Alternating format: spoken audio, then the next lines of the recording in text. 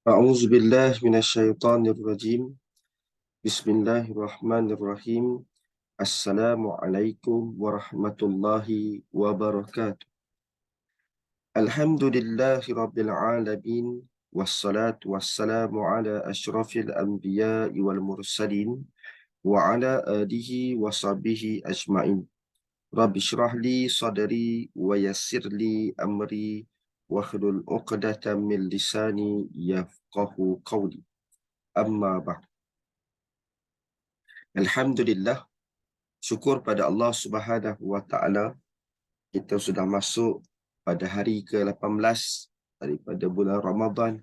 Ini bermaksud kita juga sudah masuk pada siri ke-18 untuk sama-sama kita kongsikan tadabbur Al-Quran edisi Ramadan.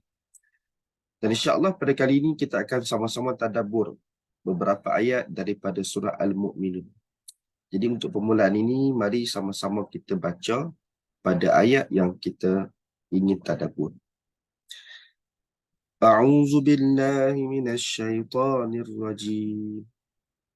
Qala kam labithtum fil ardi 'adada sinin. Qalu labithna yawman aw ba'da yawmin fas'alil 'addin. Qala in labithtum illa qalila. لو أنكم كنتم تعلمون صدق الله العظيم. Maksudnya, Allah bertanya, berapa tahun lamanya kamu tinggal di bumi? Mereka menjawab, kami tinggal di bumi sehari atau setengah hari.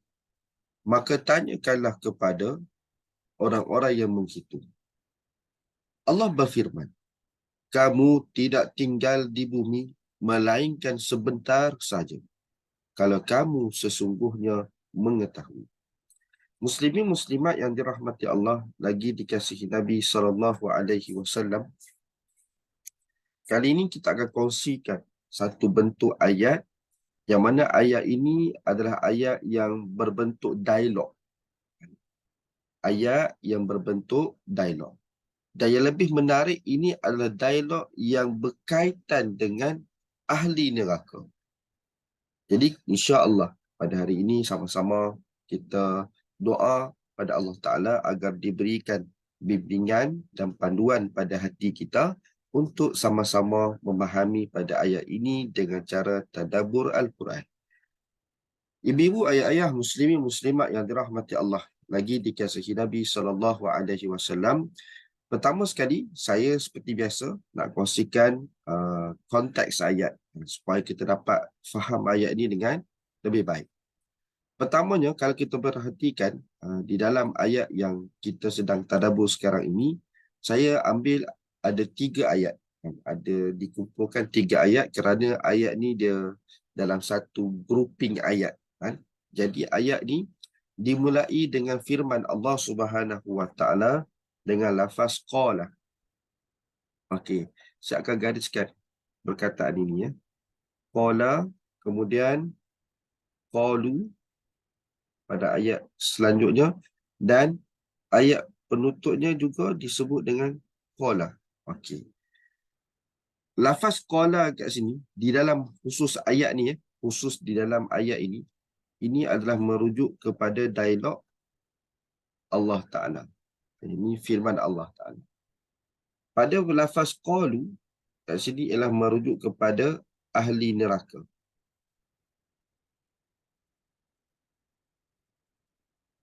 Dan begitu juga dengan lafaz qala satu lagi ni, ia juga merujuk kepada Allah.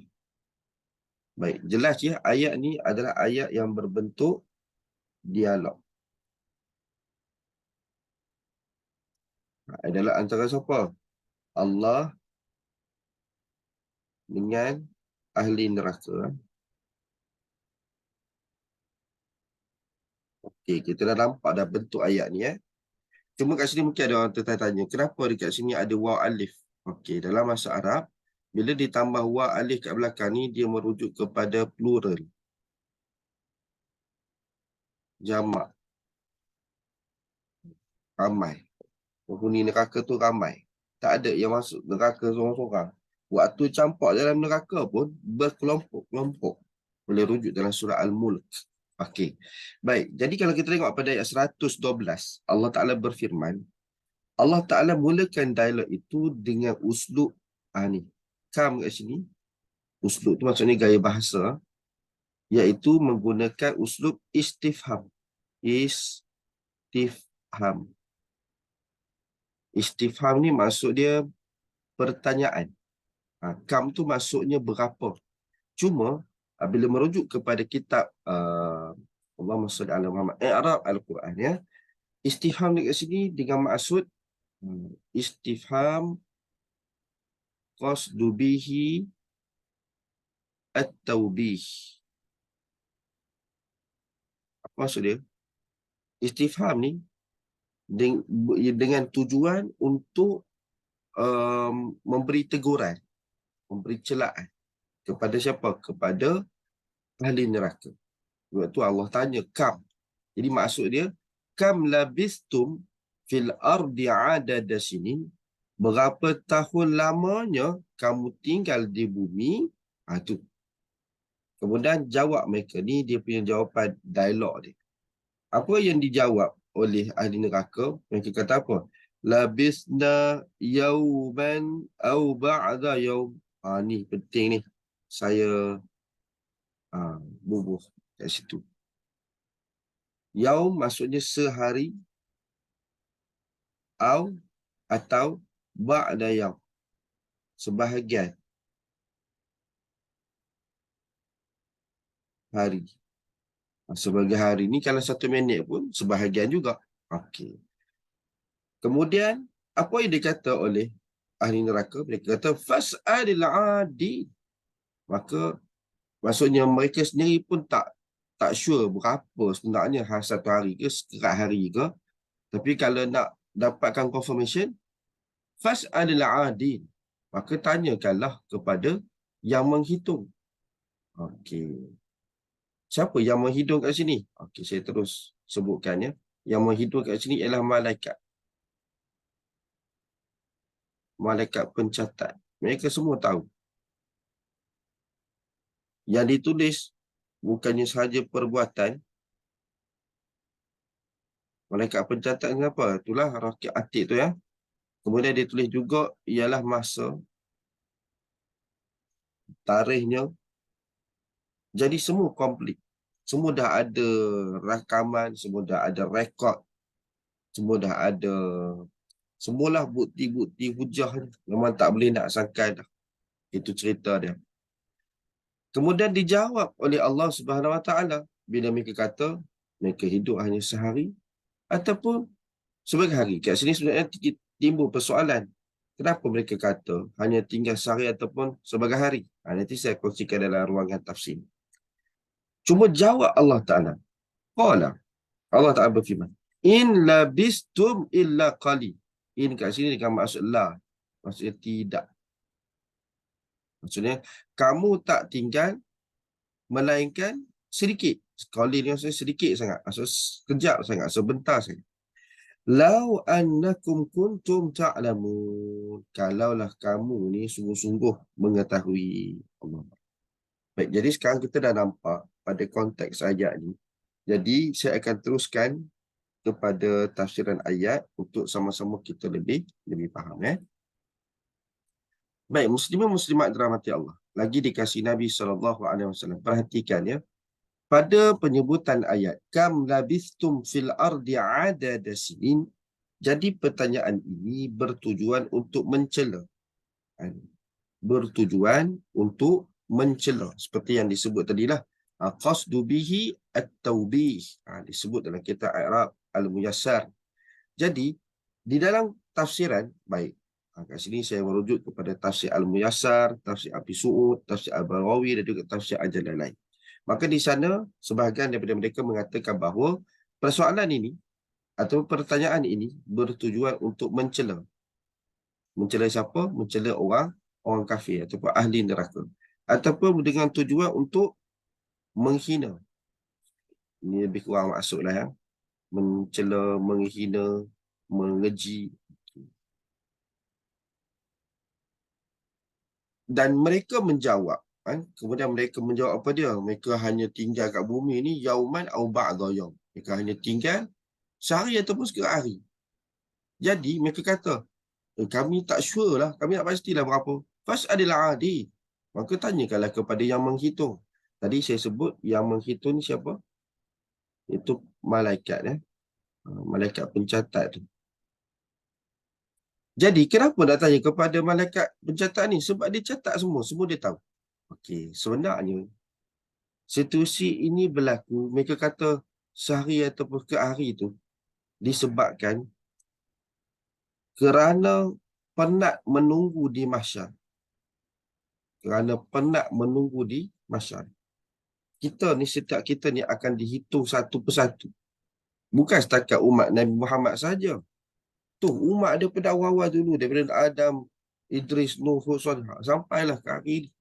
Masya Allah.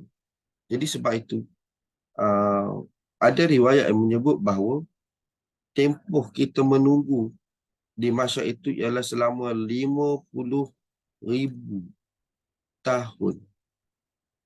Allahu Akbar. Kita nak tunggu, nak berdiri kat bazar Ramadan pun kita dah rasa macam Allahu Akbar, lambat lagi ke? Dan kita semua pernah merasai betapa periknya menunggu. Penantian itu satu kesakitan yang tak boleh diubati. Okay. Jadi, di dalam ayat ni sebenarnya ayat yang mengandungi nilai sentimental bagi mereka yang merenungi pada ayat ini. Nanti saya akan kongsikan. Cuba kita nak rujuk dulu dia punya tafsiran ayat sambungannya. Jadi, bila mereka kata mereka hanya rasa tinggal kat dunia ni sehari ataupun sekehari, dan mereka masih lagi ragu-ragu, tak sure lagi. Jadi di sana sungguh tanya kepada malaikat pencatat. Dekat sini juga sebenarnya ada memberikan peringatan kepada kita semua yang membaca pada ayat ni tentang apa? Keberadaan. Keberadaan malaikat ini. Sebab malaikat ni makhluk yang kita tak nampak. Tapi kita kena yakin, kena percaya, kena beriman bahawa yang malaikat itu sentiasa ada. Jadi, bila kita ada pengetahuan tentang ini, maka ia akan memberikan satu bentuk kesedaran kepada kita. Sebelum nak buat apa-apa, fikir dulu. Fikir kesan dia dan sebagainya. Allah. Dan jawapan Allah Ta'ala pada penyebutan ayat selepas ni itu, iaitu ayat 114. Allah kata apa? Qala in labistum illa qalila. Maksud kat sini ialah yang mana tidak kamu tinggal di bumi itu kecuali sekejap je. Melainkan sekejap saja. Jadi apa kefahaman yang kita boleh dapat kat sini? Makna dia, kalaulah kamu bersabar sikit, bersabar daripada apa? Daripada melakukan kemaksiatan, pasti kalian masuk syurga. Akhirnya, Allah Ta'ala berfirman, Lau annakum kuntum ta'lamu. Kalaulah kamu semua ni sungguh-sungguh mengetahui hal itu. Maksud kat sini ialah mengetahui masa di dunia ni sangat singkat berbanding akhirat. Dan sememangnya masa yang ada sekarang ni adalah sangat-sangat terhad untuk kita. Okey. Sampai kepada tafsiran ayat ni. Apa yang kita sama-sama nampak pada ayat 112 hingga 114 ni? Mesti kita dapat sesuatu daripada ayat ni secara ringkas. Yang pertama sekali, saya sangat tertarik dengan apa yang dijelaskan daripada ayat ni secara ringkas ataupun setidak-tidaknya apa yang kita dapat daripada ayat ni. Pertama sekali, ia ada satu bentuk peringatan bahawa yang dunia ini hanyalah tempat persinggahan. Kena clear yang tu. Sebab hari ni, kita tengok kebanyakan manusia, malah mungkin ia juga merujuk kepada diri kita, Kita nak buat yang hidup kita kat dunia ni selama-lamanya. Ada orang dalam tempoh sehari 24 jam tu, majoriti 90% ialah dia untuk kerja untuk dapatkan habuan dunia. Berbaloi ke? Ini persoalan dia. Dan hal ini, ia tidak akan memberi kesan kepada mana-mana orang yang jahil. Mana-mana orang yang tak kenal makhluk namanya masa. Bila kita sebut pada ayat ni, Allah Ta'ala sebutkan beberapa tentang masa. Pertama sekali Allah Ta'ala sebutkan dengan lafaz sinin. Sinin kat sini, daripada kalimah sanah, iaitu tahun. Kemudian sebut kat sini pula, yauman, hari. Ia juga merujuk kepada apa? Masa. Sama juga dengan ayat ni, ataupun kalimah sinin itu. Jadi nak sebut kepada kita, Allah nak berikan peringatan bahawa masa kehidupan dunia ni sangat-sangat bernilai dan ianya lebih bernilai dari apa yang kita kumpulkan, iaitu harta. Hari ni ada orang dia gunakan masa, dia perah masa itu untuk dapatkan harta. Sedangkan yang harta itu fana, binasa. Tak boleh buat apa melainkan kalau dia guna pada jalan Allah. Tapi kebiasaannya harta itu untuk dia apa? Untuk disimpan, untuk dikumpul, untuk dimegang, untuk dibangga. Menjadi untuk habuan dunia. Berbanding segelintir di kalangan manusia yang memanfaatkan harta tadi ini pada jalan Allah, sehingga kan yang harta itu membantu dirinya masuk ke syurga. Itu bagus. Tetapi kebanyakan berdasarkan pemerhatian, berdasarkan kajian, maka ini Allah Subhanahu Wa Taala nak sebutkan apa sepatutnya ataupun cara terbaik untuk kita menggunakan masa ini. Kan? Jadi bukan kita perah masa untuk dunia, tapi kita perah masa untuk kehidupan akhirat. Sebab apa? Sebab dengan ilmu yang kita tahu bahawa kehidupan dunia, kehidupan di muka bumi ini adalah bersifat sementara. Sedangkan kehidupan akhirat yang kekal abadi. Malah sememangnya kalau nak diberikan nisbah, perbandingan lah, masa di akhirat dengan masa dunia, maka jauh beza. Di mana kita boleh tahu hal ini? Bagi contoh, saya kongsikan kat sini. Kita boleh rujuk di dalam surah surah apa ya? Al-Hajj. Kita tengok kat sini ya. Surah Al-Hajj ayat 47. Allah Ta'ala berfirman, A'udzu billahi minasyaitonir rajim. وَيَسْتَعْجِلُونَكَ بِالْعَذَابِ وَلَنْ يُخْلِفَ اللَّهُ وَعْدَهُ وَإِنَّ يَوْمًا عِندَ رَبِّكَ كَأَلْفِ سَنَةٍ مِّمَّا تَعُدُّونَ. Surah Al-Azim. Dan mereka meminta kepadamu agar azab itu disegerakan. Padahal Allah sekali-kali tidak akan menyalahi janjinya.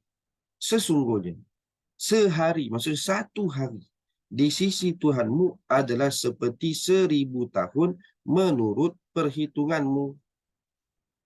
Jelas tak pada ayat ni? Maksudnya apa?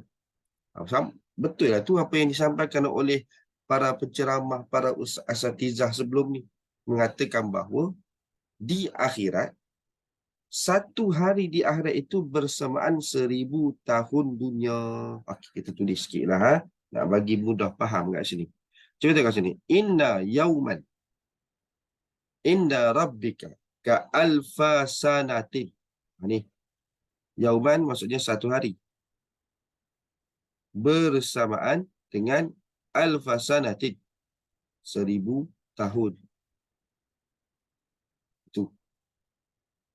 1000 tahun lah. Salah tulis lah ni. Satu hari bersamaan 1000 tahun. Lama tak 1000 tahun ni? Alfa sanatin. 1000 tahun. Okey. Pertamanya, dimensi masa dunia dan akhirat berbeza. Kalau dunia, satu hari bersamaan 24 jam. Tapi di akhirat, satu hari bersamaan 1000 tahun. Untuk lebih faham lagi, saya bawa contoh. Di dalam sebuah riwayat hadis Nabi SAW, Nabi SAW berpesan apa dia? Yadkhulu fuqara'ul mu'minin al-jannata qabla al-aghniya'i binisfi yawmi 500 amin. Maksud dia ialah orang-orang fakir di kalangan orang beriman, senang kata orang beriman yang fakir, masuk syurga, masuk syurga qabla aghniya, sebelum orang-orang beriman yang kaya, binisfi, maksud nisfi ni setengah hari. Setengah hari lebih awal daripada orang kaya. Yang mana binisfi itu bersamaan yaumi 500 amin. Masya-Allah. Dalam hadis Nabi SAW beritahu bahawa separuh, setengah hari bersamaan 500 tahun. Masya-Allah. Dapat sikit kan panduan kat situ? Jadi sekarang, macam mana kita nak memahami nisbah ini? Supaya bila kita faham nisbah ni, ia akan membantu untuk kita merasakan bahawa dalam hidup kita hari ini, benda yang paling bernilai ialah masa. Benda yang paling bernilai ialah masa. Selama hidup ni mungkin kita rasa harta tu bernilai, anak pinak tu bernilai, orang yang tersayang tu bernilai bagi kita, pekerjaan kita bernilai bagi kita. Tetapi bila kita fahami pada ayat ini, kita akan merasakan bahawa ada satu benda lagi yang lagi-lagi bernilai. Kalau kita tak kecapi, kalau kita tak meraihnya, maka kita jadi orang yang sangat-sangat rugi. Okey. Tadi yang pertama kita clear dah. Dekat akhirat ni, satu hari dia bersamaan 1000 tahun dunia. Mustahil kita boleh hidup 1000 tahun. Mustahil. Itu impossible. Kemudian dalam hadis Nabi SAW sebut bahawa orang-orang beriman yang fakir, yang miskin, dia masuk syurga setengah hari lebih awal daripada orang kaya yang beriman. Yang setengah hari ini bersamaan dengan 500 tahun. Okay, jelas dah kat situ. Jadi setengah hari ni maksudnya berapa? Kalau kita nisbahkan dengan masa kita sekarang ni, iaitu 12 jam. Ini kita buat perkiraan lah. No? Kalaulah ianya 3 jam, bersamaan dengan 125 tahun lebih kurang. Dunia. Maksudnya 3 jam dekat akhirat tu bersamaan 125 tahun dunia.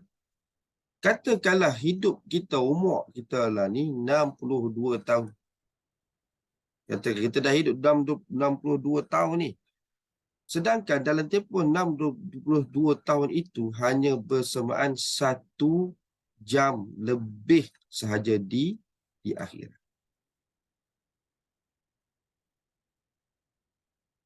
Ringkas dia cerita, nanti ni, di akhirat sana ni, kalau nak kata lama tak lamanya masa ataupun lambatnya masa nak berjalan di akhirat sana tu, boleh bayang tak di padang mahsyar tu, di mahsyar, kita nak tunggu berapa lama? 50,000 tahun. Tempoh menunggu. Nak selesai. Sedangkan 1 jam di akhirat menyamai usia kita 62 tahun. Allahu Akbar. Mungkin ada orang yang hari ni umur dia 62 tahun. Kita dah rasa lama dah hidup. Sedangkan di akhirat sana baru 1 jam. Jadi nak katanya apa? dimensi masa di dunia ini sangat pantas. Maksudnya, kalaulah kita nak dinisbahkan dengan contoh satu hari kita di dunia ni hanya beberapa detik sahaja di akhirat. Habis itu, kalau kita memahami dengan perkara ini, katakanlah umur kita memang 62 tahun. Jikalau hidup kita di dunia ini hanya ada 1 jam, apa yang kita boleh buat? Apa yang kita buat? 1 jam ni kita nak check in hotel pun tak boleh. Kita nak pergi mana-mana tempat pun, check in hotel tidak-tidaknya 24 jam. Mungkin adalah hotel-hotel tertentu yang lebih. Atau kalau kita nak pergi tempat homestay pun, mana ada tempat homestay sekerat-sekerat hari. Jadi nak sebutnya, bila kita memahami pada sudut dimensi masa ini, ataupun bagaimana kita memahami pada makhluk yang namanya masa ini, apa yang patut kita buat? Bila kita tahu masa dunia ini sangatlah singkat. Jadi kita kena do something. Kita kena buat sesuatu supaya yang kita ini tidak rugi. Tidak rugi di akhirat nanti. Sebab kehidupan akhirat adalah kehidupan yang kekal abadi. Okey, patah semula kepada apa yang kita nak bincangkan sekarang ni. Cuma tadi saya nak kongsikan bahawa bila kita tadabbur pada ayat ini, kita akan menjumpai bahawa ayat ni nak bagi tahu pada kita, ini adalah dialog Allah Ta'ala dengan ahli neraka. Ahli neraka, bila Allah Ta'ala tanya, berapa lama kamu tinggal kat dunia ni? Mereka kata, kami tinggal sehari ataupun sekerat hari je. Kenapa mereka rasa macam tu? Sebab mereka dah rasa periknya, lamanya menunggu di mahsyar. Itu cerita punya lamanya masa tempoh di mahsyar. Dan kena ingat, tempoh menunggu di mahsyar ni bukan seperti kita tunggu nak beli air. Bukan tunggu nak beli tiket masuk panggung wayang ataupun nak masuk stadium tengok bola sepak. Menunggu dekat sini ialah menunggu untuk mengetahui di manakah tempat tinggal kita di akhirat, syurga ke neraka. Allahu Akbar. Jadi ini satu benda penting ya, maksudnya daripada pemahaman ayat ini kita dapat tahu bahawa masa ni sangat singkat. Dan dunia ini layaknya hanya tempat kita singgah saja. Jadi, kalau ianya tempat kita singgah, kenapa kita begitu ulun, bersungguh-sungguh, seolah-olah macam kita nak hidup selama-lamanya? Dan juga dalam ayat ini, nak beritahu tentang kondisi akhirat. Iaitu akhirat ni adalah kekal abadi. Itu bahasa mudah untuk kita faham. Cuma bila kita memerhatikan tentang hal ini, memanglah ayat ni ialah ayat berkaitan tentang ahli neraka. Maka ia satu bentuk kegembiraan bagi orang-orang beriman. Sebab apa? Orang beriman juga, mereka tu tak sama menunggu di mahsyar. Tetapi apa bezanya? Orang beriman akan dinaungi oleh Allah Subhanahu Wa Taala. Orang beriman, kalau khususnya kita ni umat Nabi SAW, umat Nabi Muhammad SAW, yang mana boleh minum apa? Air dari telaga Nabi, iaitu telaga Kausar. Ni untung ni. Tapi kalau kita tak beriman, maka rugilah. Sebab sekarang ni kita ada peluang tersebut. Kita ada peluang untuk meraih ganjaran-ganjaran itu. Maka jangan sia-siakan hal tersebut. Okey. Jelas kat situ ya. Jadi muslimin muslimat yang dirahmati Allah, kita nak kongsikan kalau di dalam ayat ini kita dah jelas nampak apa yang Allah Subhanahu Wa Taala nak tunjukkan kepada kita, supaya ayat ini memberikan peringatan dan juga motivasi kepada kita. Jadi apa yang boleh kita kongsikan di sini secara ringkas, tadabbur dan refleksinya. Yang pertama, bagaimana manusia memperlakukan terhadap dunia adalah berbeza. Apa maksudnya? Orang beriman berlumba-lumba membuat persediaan hidup di akhirat, kerana di sanalah tempat tinggal yang abadi. Sedangkan orang kafir berlumba-lumba mengumpul kesenangan hidup di dunia. benarlah sabdaan Nabi SAW, dunia adalah penjara bagi orang beriman dan syurga bagi orang kafir. Jadi maksudnya apa? Orang beriman ni manusia juga. Dia pun ada nafsu juga. Kalau ikutkan nafsu tu, dia boleh buat apa sahaja yang orang-orang kafir buat. Tetapi dengan keimanannya itu, mereka tahan. Mereka sabar. Sebab mereka ada ilmu. Orang beriman ni, dia jadi beriman tu sebab apa? Sebab ilmu. Jadi bahasa mudah dia kat sini, kalau kita persoalkan, kenapa ya jadi macam ni? Maksudnya ada orang yang mensia-siakan kehidupan dunia ini. Dia melakukan kemaksiatan, melakukan kekufuran kepada Allah. Sedangkan kehidupan dunia ni sekejap saja. Ke akhirat nanti nak kena azabnya. Jadi hal ini berlaku disebabkan, atau punca dia berlaku disebabkan, ialah ilmu. Bila seseorang itu tidak mempunyai ilmu, ataupun menjauhi pada ilmu, maka dia menjadi seorang yang jahil.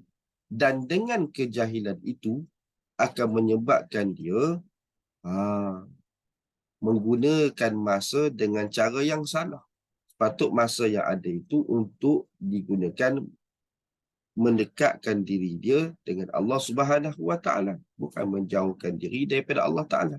Jadi betul lah seperti mana sabdaan Nabi SAW, dunia tu adalah penjara bagi orang beriman. Penjara ni maksudnya dia dikurung, dia mengurung nafsunya, dia mengurung segala keinginan syahwatnya.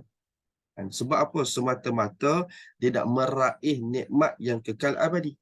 Sedangkan bagi orang kafir, dia tidak memenjarakan segala keinginannya.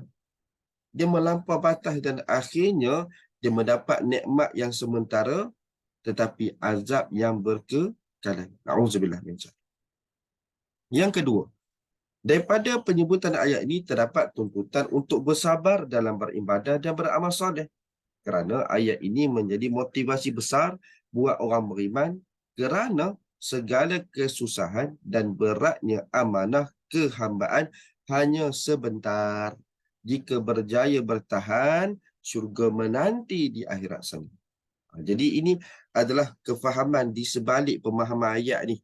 Kalau kita tengok pada ayat ni memang cerita pasal ahli neraka. Tapi cuba kita twist. Cuba kita renung, teliti dalam-dalam ayat ni. Kenapa Allah tanya?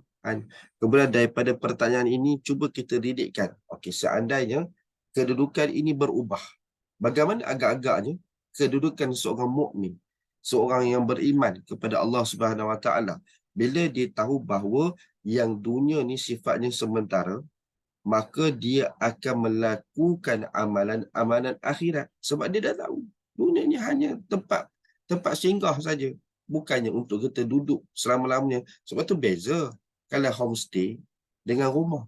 Homestay ni biasa-biasa pun tak apa. Tapi kalau rumah kita semua nak TikTok dan sebagainya. Jadi ini satu perkara yang boleh kita sama-sama relatekan dalam kehidupan kita. Jadi sebenarnya ia memberi satu bentuk motivasi lah kepada orang-orang beriman supaya yang ibadah dia itu ataupun amal soleh yang dilakukan itu akan membuatkan dia selamat di akhirat. Dan yang ketiga, tidak berbaloi buat maksiat kerana nikmatnya singkat sedangkan azabnya kekal. Oleh itu, perbanyakkanlah aktiviti ibadah yang diredai Allah kerana manfaat perbuatan tersebut berkekalan walaupun kecil amalannya. Erti kata lain, jangan pernah menganggap remeh dengan ibadah-ibadah yang kecil walaupun sebuah senyuman. Nampak kat situ? Kita twist juga kat situ. Jadi maksudnya apa? Bila kita tahu yang kehidupan akhirat itu adalah kekal abadi, maka hari ini kalaulah seseorang itu melakukan perkara-perkara yang maksiat, perkara-perkara yang bertentangan dengan syariat, maka adakah berbaloi untuk mereka melakukan hal tersebut sedangkan dia hanya dapat nikmat tu waktu tu je? Sedangkan bila mana dia mati, dibangkitkan kelak di akhirat, dia akan diazab sampai bila? Sampai bila-bila. Kecuali kalau orang tu mati dalam keadaan Islam. Maksudnya tempoh azab tu ada. Bayangkanlah kalau 1 hari 1000 tahun. Allahu Akbar. Jadi fikir banyak kali sebelum kita nak buat sesuatu. Dan juga janganlah kita meremehkan benda kecil. Sebab apa? Benda amal soleh walaupun ianya kecil, tapi ia ada nilai di sisi Allah Ta'ala. Jadi sekaligus telah menunjukkan betapa sifat Allah Ta'ala ini rahmah. Sifat kasihnya, sifat penyayangnya kepada hamba-hambanya. Dan yang terakhir, bagaimana cara untuk menyedarkan manusia supaya mengingati akhirat? Jadi sebenarnya jawapannya ada dalam ayat ni. Pertama, masa. Masa ni, dia adalah makhluk Allah. Dan kita ni, semua kita ni sekarang ni dalam keadaan menggunakan masa. Ada orang dia ambil manfaat daripada masa itu, dan ada orang mensia-siakan masa. Dan yang kedua ialah ilmu. Tadi saya ada sebut tadi ni. Kenapa ada orang yang tak buat persediaan akhirat? Sebab dia tak ada ilmu. Bila kita tahu tentang masa itu singkat, bahawa kehidupan akhirat itu kekal abadi, maka ilmu dan juga masa itu adalah kunci utama untuk menyelamatkan manusia dari mendapat kebinasaan di akhirat. Jadi manfaatkan bagi hidup dengan menuntut ilmu. Punca keimanan adalah ilmu. Bagi setiap orang beriman hendaklah sentiasa upgrade, tambah nilai ilmu supaya iman bertambah. Kolaborasi ilmu dan iman menghasilkan amal soleh. Itu simple untuk kita semua faham. Jadi kalau orang tu dia beriman tapi tak beramal, tak jadi. Dia kena disinergikan kedua-duanya. Jadi sebagai penutup, saya melihat kepada konteks ayat ni. Ayat ni adalah ayat bersifat dialog. Dan sebenarnya dalam Al-Quran, banyak ayat yang bersifat dialog. Sebenarnya, Al-Quran mengajar kita cara berkomunikasi dengan baik. Cuba kita perhatikan kepada ayat ini. Saya sangat tertarik dengan penyebutan ayat ini sebenarnya. Sebab tu saya cuba untuk kongsikan ini, harap boleh difahami. Dalam ayat ni, Allah Ta'ala tanya ni, cuba kam labistum. Maksud dia berapa tahun lamanya kamu. Tengok Bila Allah Ta'ala bersembang ataupun berdialog dengan ahli neraka, Allah Ta'ala gunakan bahasanya kamu. Tidak spesifikkan, tidak memberikan gelaran dan sebagainya. Berbeza bila mana Allah Ta'ala berdialog dengan Nabi SAW. Contoh, dalam surah Al-Muddathir. Dalam surah Al-Muddathir. Ya ayyuhal muddathir. Allah Ta'ala gunakan dengan gelaran. Wahai orang yang berselimut. Orang yang berselimut. Qum fa'anzir. Jadi kalau kita perhatikan kepada ayat tersebut, jelas menunjukkan kepada kita bila Allah Subhanahu Wa Ta'ala berdialog dengan orang beriman, berdialog dengan Rasul, berdialog dengan para Nabi, maka Allah Ta'ala gunakan dengan bahasa yang lebih mesra. Jadi lihatlah bagaimana Allah Ta'ala menyantuni orang beriman. Allah gunakan lafaz yang penuh dengan kemesraan, berbeza dengan mereka yang kufur kepada Allah Subhanahu Wa Ta'ala. Allah Ta'ala hanya sebut dengan ganti nama aja. Kenapa macam tu? Sebenarnya seolah-olah memang Allah tak nak sembang pun dengan mereka ni. Tapi sebab ayat ni adalah ayat yang memberikan kecaman dan juga pada masa yang sama sebagai bentuk tarbiyah kepada orang-orang beriman, adanya ayat sebegini. Jadi sebenarnya kalau kita redik dengan kehidupan kita ni, saya buat macam ni lah. Situasi dia, senang kata kita ambil contoh dengan pasangan kita lah. Suami isteri dan sebagainya. Cuba tengok. Waktu elok, kita panggil sayang. Dengan lafaz yang manja lah. Tapi cuba tengok waktu bergaduh. Segi dia tukar lah bahasa dia. Tak ada sayang dah. Dia awak. Ataupun kau ke dan sebagainya. Sebab apa? Sebab apa kita panggil?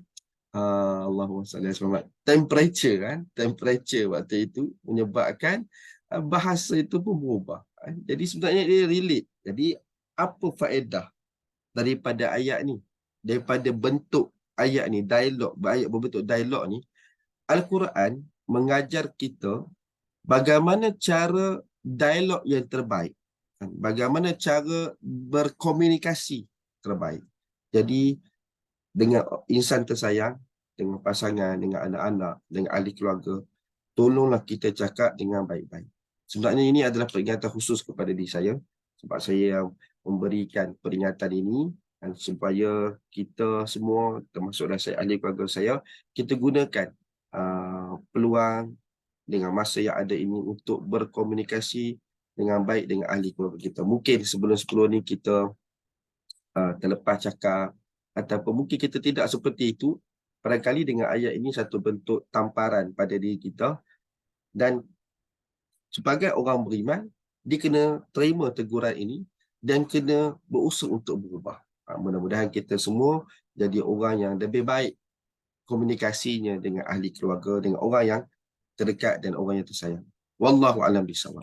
Jadi mudah-mudahan dengan apa yang saya kongsikan ini sedikit sebanyak memberikan kebaikan kepada kehidupan kita, dan tolong kongsikan dalam diari tadabbur masing-masing apakah kosakata tambahan yang kita dapat pada hari ini, kaedah tadabbur yang boleh kita duplicate, yang boleh kita sama-sama kongsikan pada ayat-ayat lain, dan yang paling penting, apakah tindakan bila kita dah tadabbur dan faham, apa tindakan kita.